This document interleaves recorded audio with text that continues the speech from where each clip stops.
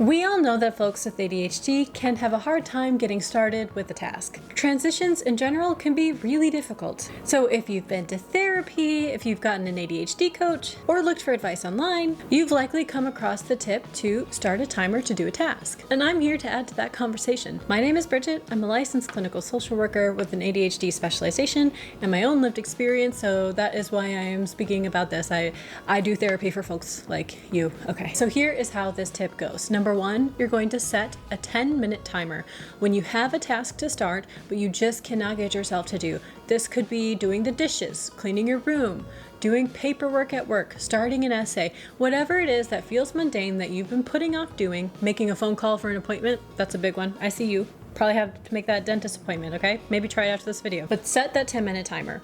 And the next thing is you are going to focus only on that task for 10 minutes. That's it, just the 10 minutes. And this is important. You are not signing up to do the task in its entirety. You are only signing up to do that task for the 10 minutes. And lastly, after that timer goes off, you then choose to continue doing what you were doing or to be done with it, because that 10 minutes was the goal. So the timer goes off, you completed your goal. You can just choose to keep going or to be done. So it sounds very simple, and that's because it is, but there's actually a bunch of different reasons, a bunch of mechanisms, if you will, about why this is so successful. Such an effective method for folks with ADHD. So let's talk about the 5 reasons why. Whew, let's go. Number 1.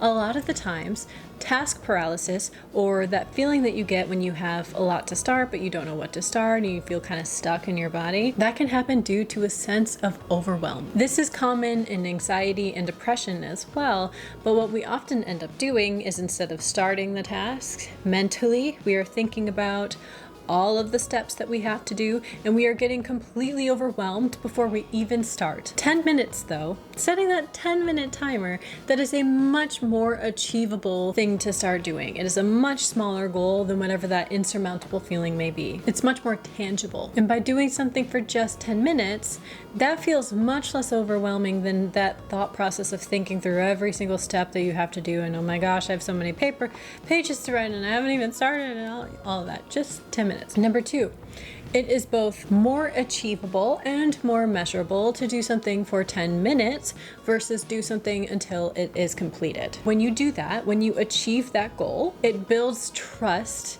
and confidence in yourself, knowing that you can achieve those goals. And so you can start to build from there. Even a very small goal, even working towards something for 10 minutes, builds that same level of confidence and trust within yourself as if you were to achieve a larger goal. So it really does good things for your brain. Number 3 is about gamification. With ADHD, it's really not a problem of the doing, it's a problem of the starting. And when you use gamification, it kicks off that dopamine in our brain. So you start a timer for 10 minutes, it becomes a game to get done whatever as much as you can for that much time. Gamification is a fantastic resource to use if you have ADHD, and I am considering making a video about it later on, but as a side note, I would highly recommend looking up the different apps that you could utilize with ADHD to help gamify different parts of your life. There's so much out there, and there's just so many great resources. Number 4, you would be very, very surprised for how much you can actually achieve in 10 minutes. It's kind of humbling, actually. For many tasks, such as making a phone call, you're probably gonna do that in 5 minutes.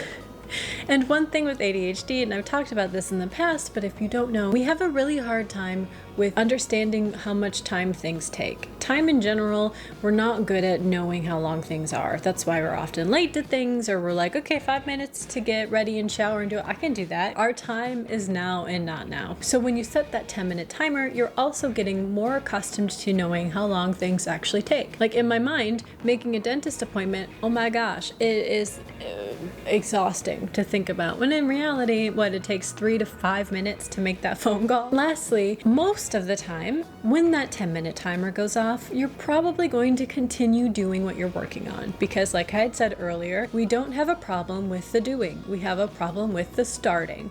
So you've already started it, that 10-minute timer goes off, you're probably going to continue working.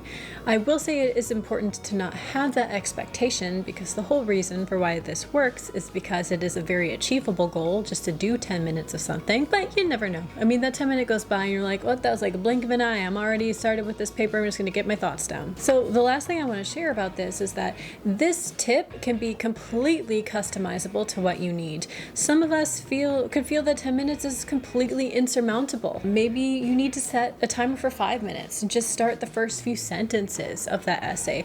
For others, 10 minutes might be too short. Maybe you want to do a half hour and you know yourself and you know you're capable of that. That's fine. The only important thing is to make sure that that feels manageable, like a very, very easily attainable goal. I think the important thing here is to not judge yourself. There is no goal that is too small. If you have a 5-minute timer goal and you complete that, you are still completing that goal and it is still worth celebrating. I'm proud of you. So let me know down below. Have you tried this method before? If you have, has it been successful for you? Or what has been your experience overall? I would love to know any tips or tricks that you have down below so we can share it with everyone else. And if you haven't, please consider liking and subscribing. This is a new channel and I'm really struggling to build an audience. It has been a lot harder than I anticipated, which is okay. It's okay. But if you're getting value and you like this type of content, I would love if you would stick around. As always, be kind to yourself, be kind to others, and I will see you in the next one. Bye.